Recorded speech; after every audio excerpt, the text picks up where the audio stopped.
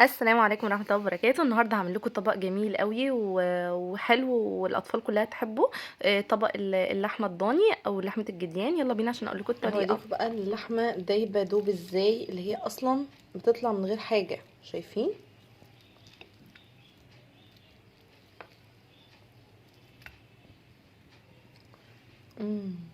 تحفه جميله.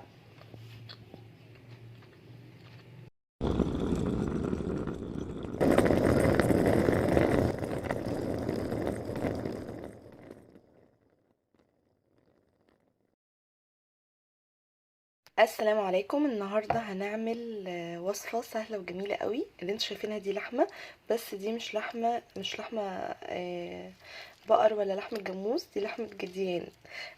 قلت اما اجيبها واجربها واعملها بقى. تعالوا بينا عشان نشوف الطريقه هنعملها ازاي، ويا رب تعجبكم. ما تنسوش تعملوا حركه الاكسبلور وتتابعوني عشان يوصلكم كل جديد. اول حاجه انا جبتها وغسلتها غسله خفيفه كده، شطفه خفيفه. انا غسلتها وجهزتها تمام كده. هي عباره عن ايه؟ عن لحمه فيها عظم، مش بتبقى لحمه صافيه. مش بتبقى لحمه صافيه، شايفين؟ بتبقى فيها عظم، هي بتتباع كده بعظمها. الكيلو تقريبا عامل 200 جنيه. هي بتبقى اغلى شويه. بس هنجربها بقى كلنا. انا جربت لحمه الخرفان، بصراحه عجبتني عشان انا بجيبها من حد مضمون وكويس. يلا بينا بقى عشان نبتدي الوصفه بتاعتنا.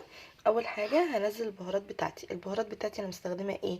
توم باودر، طبعا بصل باودر بس جه عليهم ميه، وهنا الجنزبيل، وهنا ملح، وهنا شطه وفلفل. ودي بهارات لحمه. هنزلهم كلهم كلهم كلهم واخلطهم. انا نزلت كل البهارات اهو. بعد كده عندي شويه خل، نص كوبايه خل صغنونه. وعندي كمان ليمون، دول بالظبط كانوا 3 ليمونات. وعندي هنا بصلايه كبيره بشرتها جامد جدا جدا جدا لدرجه ان هي تنزل ميتها، بس انا بقى هستخدمها كلها، هي ناعمه خالص وطريه. وهنزل كمان شويه صوص الباربيكيو. اهو، احط شويه.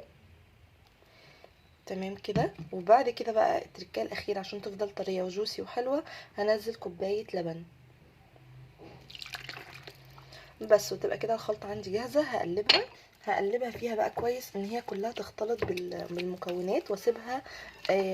يعني انت لو بيتيها مثلا يوم كامل هتبقى حلوة جدا معاكي.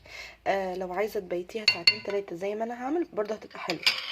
عندي خلاص دلوقتي التتبيلة بتاعتي جاهزة. هسيبها في التلاجة لمدة 3 ساعات وارجع معاكم بقى واوريكم شكلها يبقى عامل ازاي. ده عندنا بقى الخلطة بعد ما سبتها 3 أو 4 ساعات واتبلت وشربت من التتبيلة وبقت كده تمام. بس بقى هبتدي أشوحها. بس قبل ما أشوحها هقول لكم نعمل ايه الأول.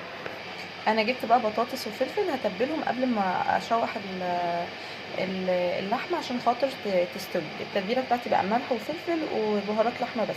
هحطها كلهم واقلبها كلها فيها، وهسيبها بقى لحد ما ابتدي اشوح الحاجه.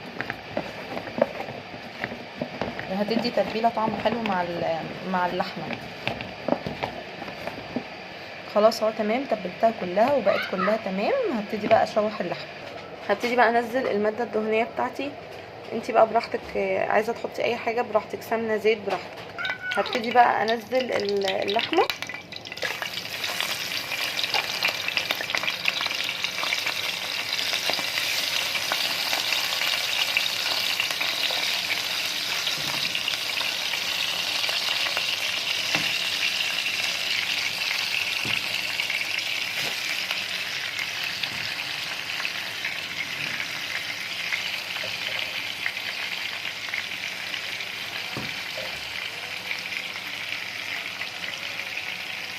هبتدي بقى اشوحها على جميع الجوانب اللي هي تاخد لون.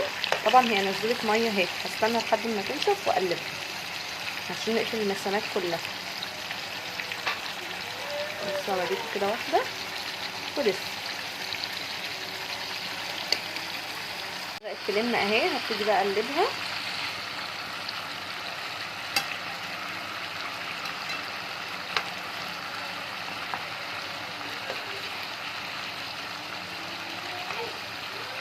ريحتها تحفه، ريحتها جميله قوي.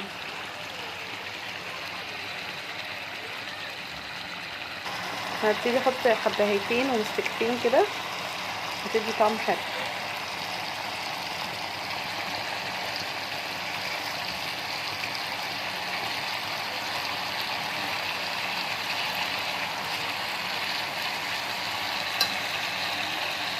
انا نزلت بقيه التتبيله خلاص تمام كده. هسيبها بقى ايه تاخد بس كده حاجه بسيطه، وابتدي ارص البطاطس والفلفل وادخلها بقى الفرن.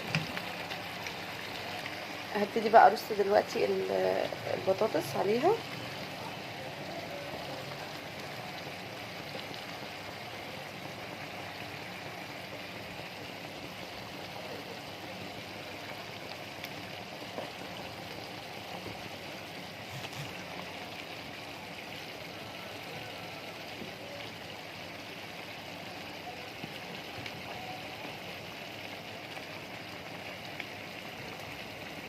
دلوقتي بقى نزلت البطاطس وكل حاجه تمام. هبتدي بقى انزل ميه سخنه. ريحتها مش عايزه اقول لكم على جمال ريحتها. هسيبها بقى تستوي، هسيبها تاخد غلوه بس على غلوه على البوتاجاز، وبعد كده بقى انزلها الفرن. وبكده الطبق بتاعي خلص. ايه رايكم؟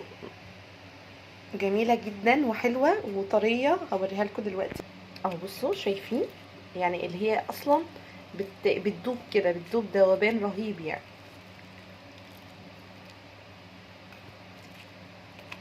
ده بقى بالصوص بتاعي بكل حاجه تحفه. حتى البطاطس اصلا لوحدها جميله. وبكده الطبق بتاعي خلص. عملته جنبه رز